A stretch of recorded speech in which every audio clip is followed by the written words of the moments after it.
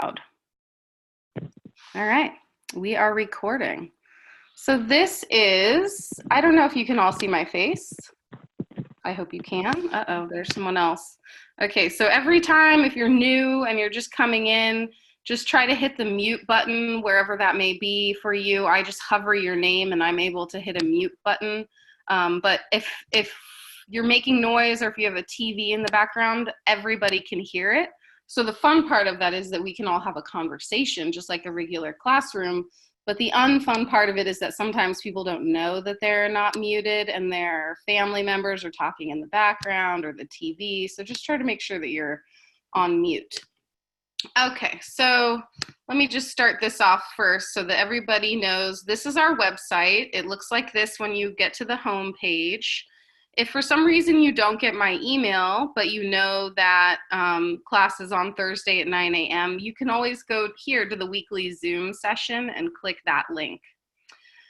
If you hover over the lessons, you can go to each lesson and they're dated, or if you just click the lessons button, it'll also show you all the classes for the semester.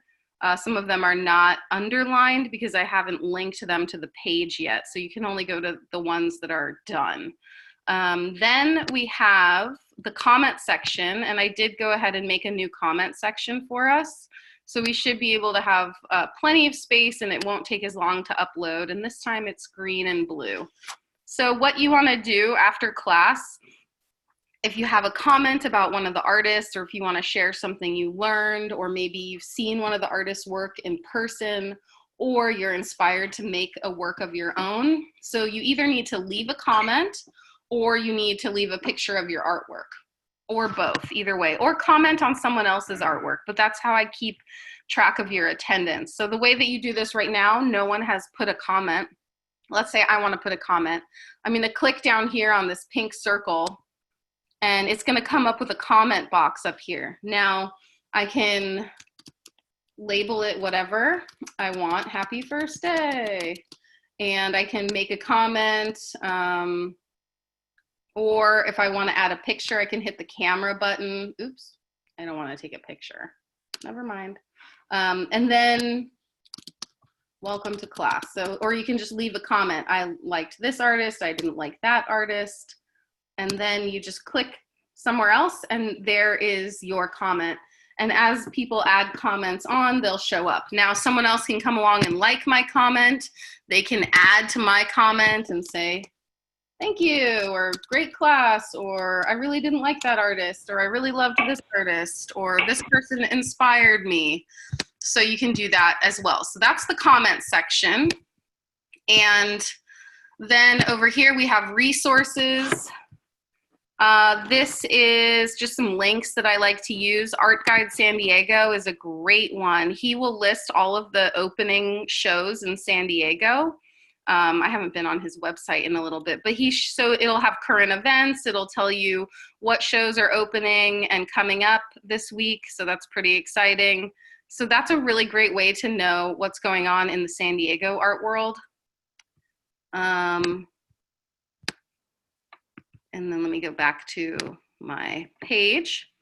Okay, and then this is my favorite book on color, which we use in some of the classes. I recommend you get it, read it, love it, enjoy it. It's only $3 on, if you buy the used books through college sites or even on Amazon. I think it was just a few dollars.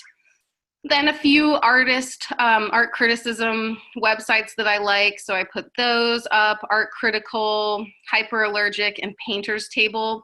I use those articles and sometimes embed them into the lesson. So sometimes you'll click on a lesson and it'll be from those. And then I think I even put the easiest way to get that book right here on this website. Oh no, that's the Isms book. Also a good book, also very cheap. Isms is a book, it just helps you understand, okay, we're learning Fauvism, we're learning minimalism, we're learning all these things, all these isms. So it'll very clearly and clearly tell you what to do or what they are in a very clear and concise way. So today we have, let me shrink my little my website here and go to our handout. So if you got my email today,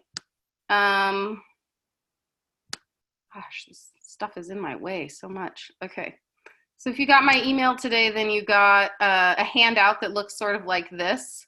And it's about Jose Clemente Orozco. So the two artists that we're talking about today are Jose Clemente Orozco and Swoon. So I'm just going to dive right in here and get started because I only get half an hour with you guys. And sometimes I go over a little bit. So I just want to let you know, if it's 9:30 and you have something to do and you need to leave the room, you can just close your own window and it won't mess us up. You can just close and you can leave the class session and then watch it online. So what I like to do is I try to record every session and then I upload it onto my YouTube channel, which I'm sorry, I realized that link didn't work. I'll resend it. But you don't really need the YouTube link because I also post the video at the bottom of each class if it worked successfully. In the past, I had a little bit of trouble recording some of them, but so this one I'm trying to record because I don't have a video for it. So Jose Clemente Orozco is from Jalisco, and he was born in 1883, and he died in 1929. He's from Zapotlan El Grande in Jalisco, and he's one of the most important members of the muralist movement during the revolution in the 1920s. So this was a time in Mexico where there was a lot of revolt happening and uprising, and people were really painting what was going on in the world for Mexicans, and just all over the country with communism and all this political situation that was going on during the time. So Clemente Orozco, I'm just going to call him Orozco from now on. He was part of that mural revolutionary movement, and he painted some really fascinating paintings about the history of Mexico. And, you know, I'm sure most of you know Diego Rivera, but you may not have heard of Jose Clemente Orozco or Siqueiros, who are the other two very important Mexican muralist painters. So the reason I chose this artist is because a few years ago I went to Guadalajara, and I made it a mission of mine to go find his murals. So the exciting thing about if you go to Mexico City or if you go to Guadalajara is these amazing murals are all over the city. You just have to know where to look for them. So the main ones are, there's three main ones in Guadalajara that he did, three big, huge murals, one in the government building, one in what they call hospice. It used to be hospice, but now it's more of just a big art area. And they might have, I don't know if they have a children's, it was an orphanage. And then the last one is in the Palacio, which is now the university building. And so I'm going to show you some pictures of these paintings that I have that I took myself. And then we have, so one other thing about Jose Clemente Orozco that I want to mention is that he was highly influenced by another artist who I give a lecture on in this class named Jose Guadalupe Posada. And he is the man who made the La Catrina, the skull lady with the hat that we all know. That's called La Catrina. And he was a political printmaker. And so Orozco would pass his print studio every day, and he was inspired by his political action motivated work. And that is what exposed him to become the artist that he is today, or was, excuse me, he's no longer living. Then we have a much younger living artist today. Her name is Swoon. That's not her real name. I know her real name, but it's Caledonia Dance Curry is her real name. And she is from Connecticut or New York, New London, Connecticut. And she is, I first found her in New York City. Actually, I think I might have found her on an Art 21 video. There's some pretty great little videos of her because she was living in New York City and doing what we call wheat pasting. So the reason I put these two artists together is they're both creating political murals that are made in very different ways, and they're relating to their current times and what's going on with the situation. But they're both very politically activated, and she's very much considered an environmentalist and an activist. And she's also known for being pretty shy and quiet. And the way she got her name is because her boyfriend had a dream about it, and they got caught or something when they were in his dream, and she had written swoon on the wall. So she started tagging everything with the name Swoon. So let's look at some artwork. Hello? I gotta pull up my PowerPoint. 1 second. Where did I put it? So many different boxes to open. Okay, so here we are back at our PowerPoint. Let me open play. Okay, so we talked about that.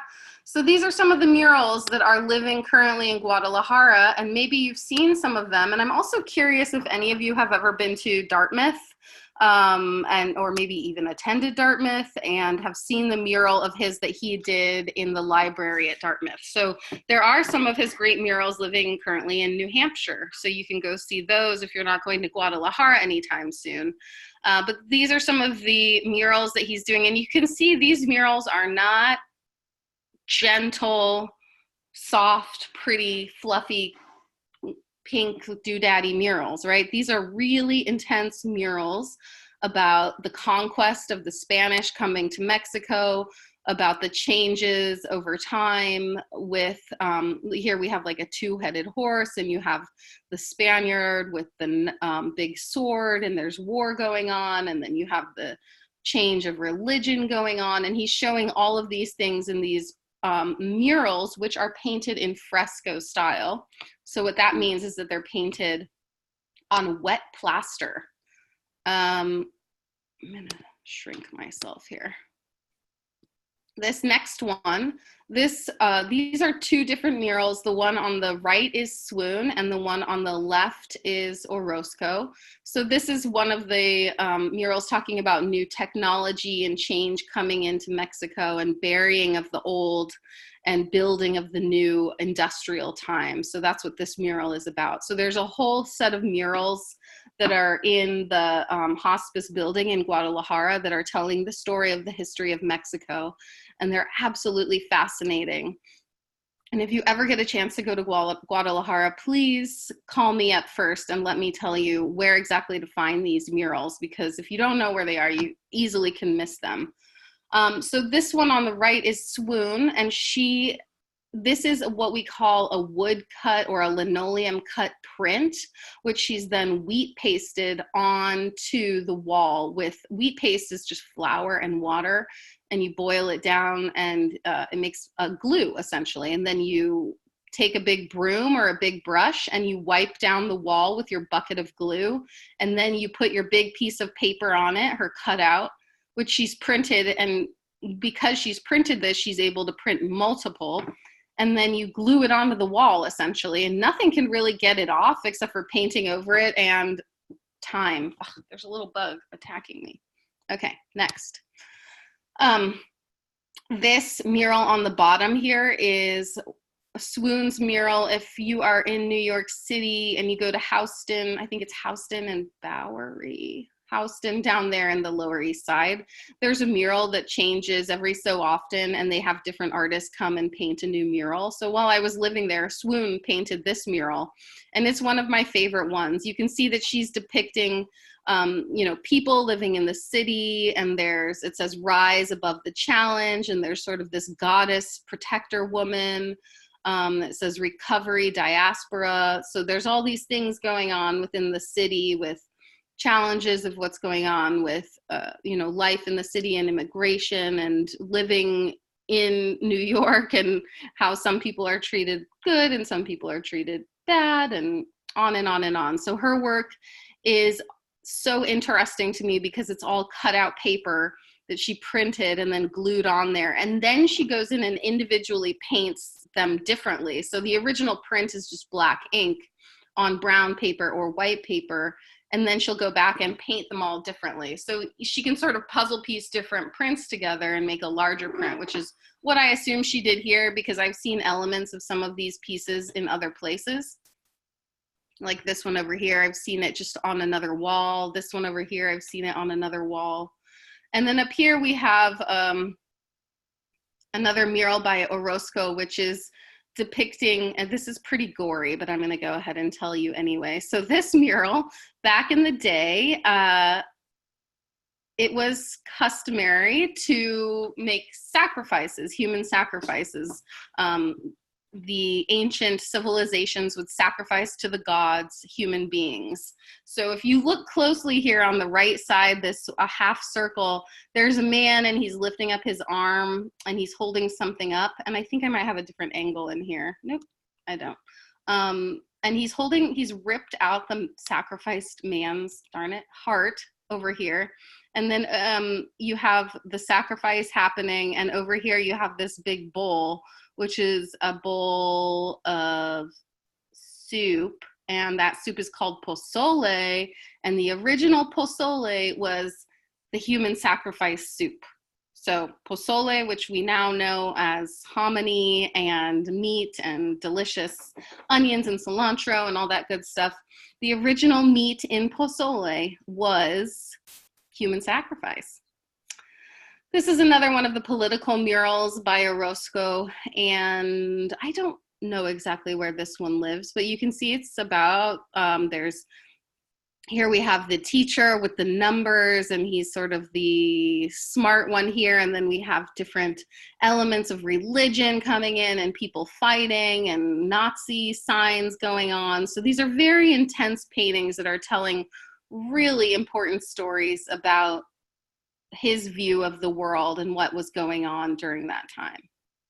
This is one of Swoon's pieces that is a good example of not only her print out cutouts, but also she does these really intricate paper cutouts. So you can see that all this white paper that looks almost like a roller coaster to me. It looks like a roller coaster back there. That's all cut out paper. So once she got pretty famous, she was just going out into the world on a daily basis and wheat pasting her art and not telling anyone. And it was just all over New York City. And then people started discovering her, and now she's showing in galleries and her work is selling for a whole lot more than it used to. So this is an example of an installation inside of a gallery. This isn't necessarily a wheat paste out on public walls. Here's another example of one of her wheat pastes and one of her paper cutouts together. And you can see it's just out in the world and there's people walking by, and you encounter this art in the world. And that's something that she really finds important, is that art is made to be everywhere and anywhere, and it should be accessible to everyone. And then over here we have another mural. This is actually a dome, so it's concave, I don't know, up into the ceiling, so you're looking at it from a weird angle. But for those of you who are figure painters, you can notice in his work the crazy foreshortening that he deals with and the twists and turns of these figures, and how hard that must have been to paint a mural not only on the ceiling, upside down, concave, but also using wet plaster and fresco method to paint these paintings, which means you don't get a second chance. That's all you get. You get one chance to get it right. You can't erase, you can't paint over. It soaks into the wall up to an inch thick. That's what a fresco is. So it's wet plaster, and then you take the pure pigment and the paint, and you get fresco. So these are a few other examples of the beautiful work of both of them. You can see that Orozco used more, they both kind of use limited palettes, actually. There's not a huge range of color going on. And here's another great example of this weird foreshortening that he's able to do. Like this figure in the middle that's burning and lifting up into the sky really looks like it's elevating. And can you imagine, he's sort of drawing it from the bottom looking up as if it's floating. So you'd have to be looking maybe under glass of someone standing above you. I don't know. I have no idea how he envisioned and captured these human beings the way that they are, but the foreshortening is so crazy.